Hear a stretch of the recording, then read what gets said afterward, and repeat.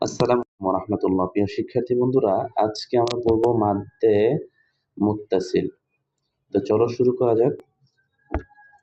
মাদ্দে মুত্তাসিল মাদের হরফ বা মাদের হরকতের উপর মোটা চিহ্ন বামে হামজা থাকলে চার আলিফ টেনে পড়াকে মাদ্দে মুত্তাসিল বলে। মাদ্দে মুত্তাসিল মাদের হরফ বা মাদের হরকতের উপর মোটা চিহ্ন বামে হামজা থাকলে চার আলিফ টেনে পড়াকে মাদ্দে মুত্তাসিল বলে। যেমন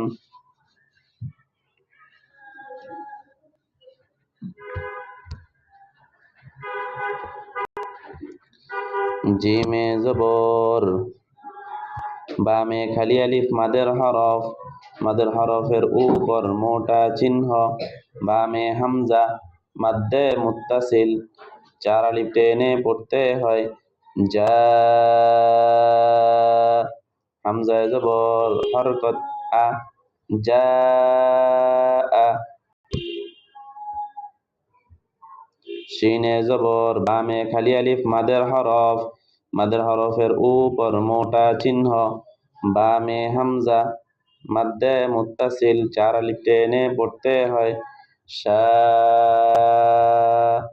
হামজায় জবর হরকত আ শা আ।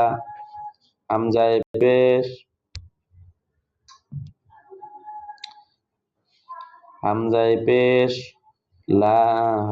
পেশ হরকত উ লামে খাড়া জবর মাদের হরকতের উপর মোটা চিহ্ন বামে হামজা মাদ্দে মুত্তাসিল চার আলিফ টেনে পড়তে হয়। লা হামজায় জের হরকত ই কাফে জবর হরকত কা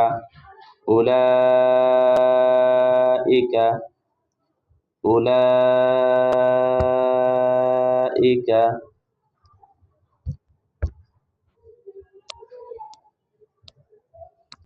হামজায় জবর ওয়াওয়ে জজম জবরের বাম পাশে জজমালা ওয়াও লিনের হরফ ডান দিকের উচ্চারণের সঙ্গে নরম করে তাড়াতাড়ি পড়তে হয়।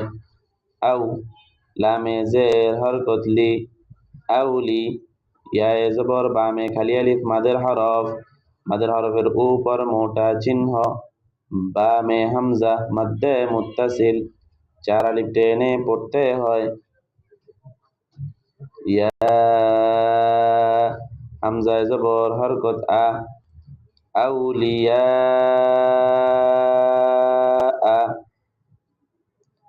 আউলিয়া।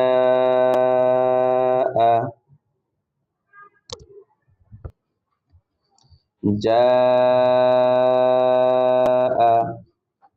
শা উলাইকা আউলিয়া।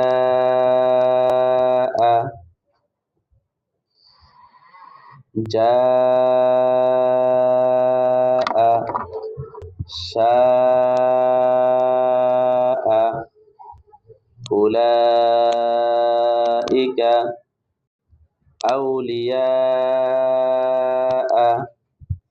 এভাবে করে ইনশাআল্লাহ আমরা বেশি বেশি করে বানান করব এবং রিডিং করার চেষ্টা করব। তাহলে আমরা মাদ্দে মুত্তাসিলটা যে কোনো জায়গায় আসলে এটা আমরা চিনতে পারবো যেটা হচ্ছে মাদ্দে মুত্তাসিল।